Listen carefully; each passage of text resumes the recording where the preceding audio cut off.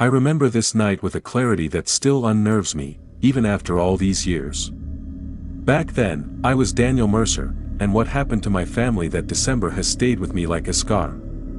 We didn't know it at the time, but we came dangerously close to something truly horrifying. That it was early December, cold and heavy with the kind of gray sky that promised more snow at any moment. My wife, Elena, had found an online listing for a remote mountain area where people could legally cut down their own Christmas trees. She thought it would be a fun, memorable family tradition. Our 7-year-old son, Lucas, was bursting with excitement. I hadn't done anything like this since I was a kid, so I was looking forward to it too. We drove up long, winding mountain roads while the world outside transitioned from small towns to endless forests. The higher we went, the quieter everything became. The air felt sharper, cleaner, and colder. When we finally reached the parking area, it was empty. Not a single other car. Just a small, snowy clearing with a few tall light posts scattered around, enough to keep the place from being pitch black once night fell, which was one of the reasons Elena picked it.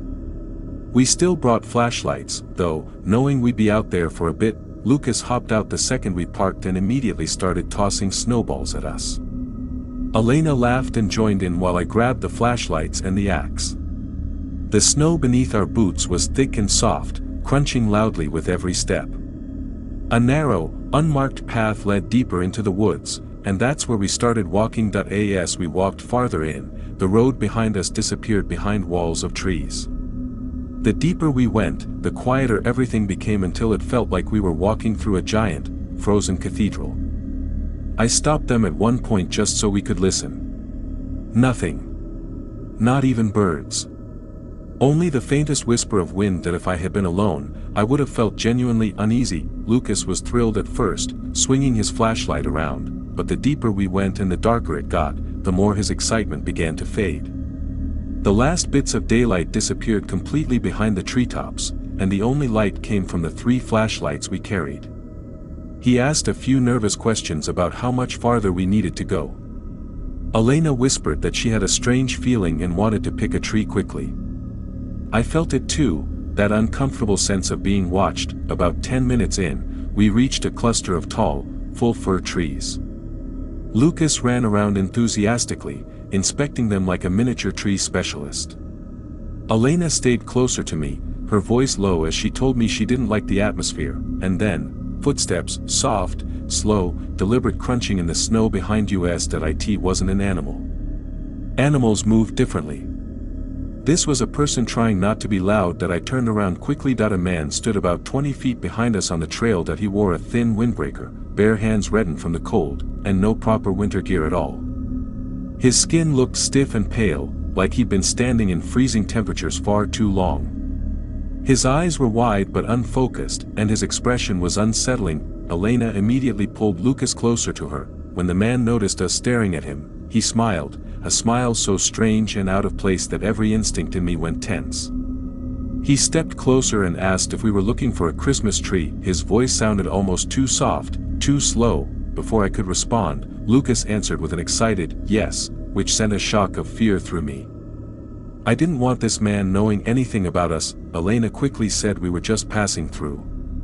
She lied instantly, something very unlike her, which showed just how much he frightened her. The man stepped closer again, that same strange smile on his face. He said, "Don't worry. I'm not a ranger." The way he said it sent chills through my spine. It was like he already knew we were doing something technically illegal. He stood there, staring. I didn't want to stay another second. I quietly told Elena we should head back to the truck. As we walked past him, he just stood there, smiling, nodding slowly as if we'd shared some private joke. Lucas kept glancing behind us and asking if the man was following. Every time I checked over my shoulder, the man was slightly closer, but I didn't hear his footsteps at all. It was like he moved only when we turned away. I whispered to Elena that once we could see the car, she needed to take Lucas and run. She squeezed Lucas's hand, her steps growing faster. When the parking lot finally came into view between the trees, I told them to go. Elena scooped Lucas into her arms and sprinted toward the truck. I stayed back for a moment to watch the path, gripping the axe tightly. The man had stopped walking and was staring straight at me, hands half raised in an almost mocking gesture. He said, "Go ahead. Get back to your truck." My heart dropped that he knew what we were driving. The path was long enough that he shouldn't have been able to see it from where he first appeared. Something was horribly wrong. That I backed away and jogged to the truck, where Elena was standing with the door open, panic in her eyes. She pointed at the right side tires, both completely punctured, slashed. That we were stranded. That I told her to call 911 immediately. She struggled to get a signal, moving around the snowy lot until she finally picked up a bar or two. I placed Lucas in the back seat and told him to stay down, to stay quiet. Elena started getting emotional on the phone, so I took it and told the operator where we were and that a strange man had followed us and likely slashed our tires. The operator took it very seriously, especially when I mentioned we had a child with us. She told us to stay in the truck with the doors locked.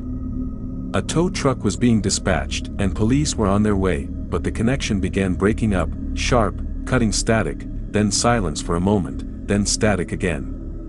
Reception was awful up here. As Elena paced near the truck trying to keep the call alive, she suddenly screamed. That I looked toward the tree line. 3 figures stood just beyond the path, not moving. Just staring. Then 2 of them began walking toward us, slow, steady, like they weren't cold at all. The third slipped back into the shadows of the trees. Elena called my name in panic, rushing back to the truck. Lucas started crying, terrified. That I told the operator what was happening, and she said something that froze my blood. "Do you have any kind of weapon?" I told her I had an axe. Her reply, "If they approach the vehicle and attempt to get inside, use it to defend your family."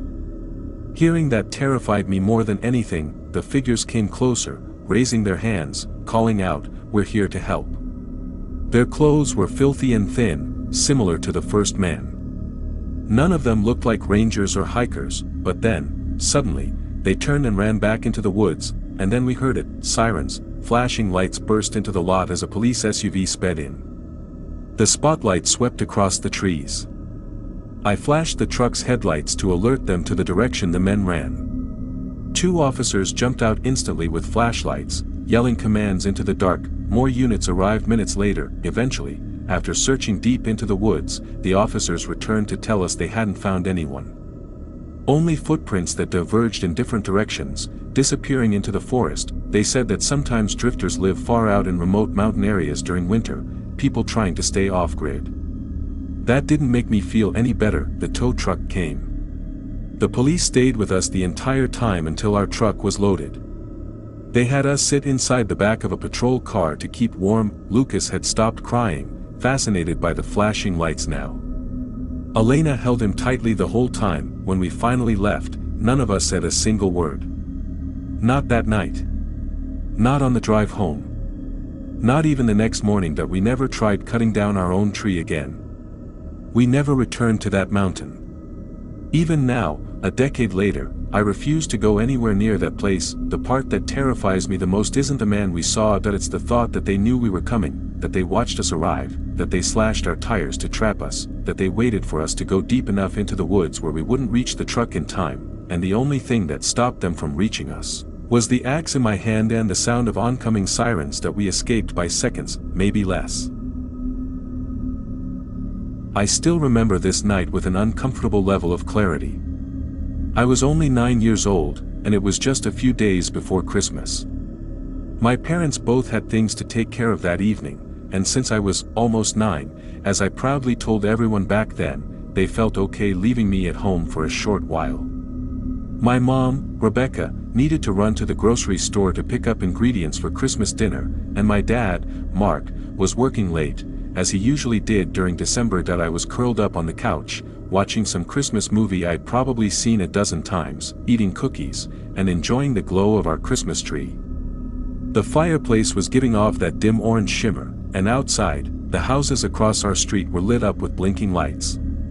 It felt exactly like a quiet holiday night should. Then the doorbell rang. That was the first moment something felt wrong. That it wasn't normal for someone to be at our door that late, and my mom always repeated the same rule: never answer the door when you're home alone. My parents never rang the doorbell anyway, they always used their keys, so even hearing it ring made me freeze, but my curiosity got the better of me.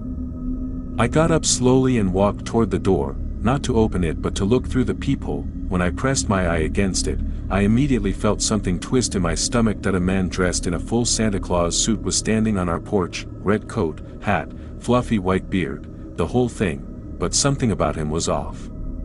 He wasn't holding a sack, or presents, or ringing bells. He had one hand empty and the other gripping what looked like a clipboard. And he was standing too close to the door, like he already knew I was on the other side, that I whispered, barely loud enough for myself to hear, "Who is it?" The man leaned in slightly, like he was trying to peer back through the peephole or listen more carefully. And that was when he realized I was a child. His voice changed immediately. That I am the fakest Santa impression I've ever heard. He said he was Santa and that he had gifts for me, so I should open the door. Even at 9, I wasn't gullible enough to believe that. I didn't believe in Santa anymore, and my parents were serious about teaching me about strangers. That I told him, in the bravest voice I could manage, to go away, that I didn't need anything. But my voice cracked badly. That he went silent. Then he asked, in a slightly different tone, if I was home alone. The second he said that, every instinct in my tiny body screamed run. I suddenly regretted whispering at all, because now he knew someone, specifically a child, was inside. That I quietly backed away from the door and hurried into the living room, trying to act like everything was normal.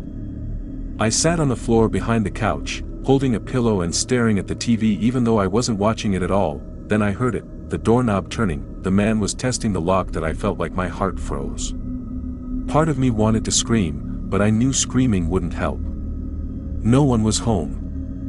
No one would hear me. That a second sound came almost immediately after, the back door handle twisting. That he had run around the house to try the other entrance. Our back door was weaker than the front one, and we almost never used it. Hearing him jiggle the handle made my whole body go cold. That I ran to the kitchen, grabbed the house phone, and dialed my mom with shaking hands. When she answered, I spoke so fast I kept stumbling over my words, almost crying. I told her someone dressed like Santa was trying to break into the house. Her tone instantly dropped from casual to terrified. She told me she was leaving the store and coming home right away. She told me not to open any doors and to stay in the living room with all the curtains closed. That I dropped to the floor behind the couch again, hiding where no windows could reveal me. I sat perfectly still, hugging the pillow like it was armor. I listened to the faint sounds outside, light taps, footsteps in the snow, the faint scuffle of movement. I knew he was still out there somewhere. Eventually, I didn't hear anything at all, and then, finally, I heard a car pull into our driveway. I recognized the squeak of the brakes. It was my mom's car. I stayed hidden until the front door unlocked and slammed open. She came rushing in with grocery bags in her hands, breathing hard, and called out for me. I ran to her, shaking, and she held me tight. She told me that just moments before she pulled in, she saw a man in a Santa suit walking down our street. She slowed her car and yelled at him through the window, demanding to know what he was doing. That he claimed he was going door to door for donations, but she said he looked nervous and backed away quickly when she started yelling. She didn't buy his story for a second. Then why Mom hugged me tighter and said she was proud of me for not opening the door and calling her immediately. Then she contacted the police and reported the man. We never found out if they caught him. A couple neighbors later said he knocked on their doors too, pretending to collect donations, but that didn't explain why he tried both our doors, or why he focused on our house where a child was alone. That I still think about that night every December. Whenever I see Santa decorations, I'm reminded that not everyone who dresses like Santa has good intentions. That man wasn't Santa Claus. That he was something else entirely, and if either door had been unlocked, I don't like imagining how the story would have ended.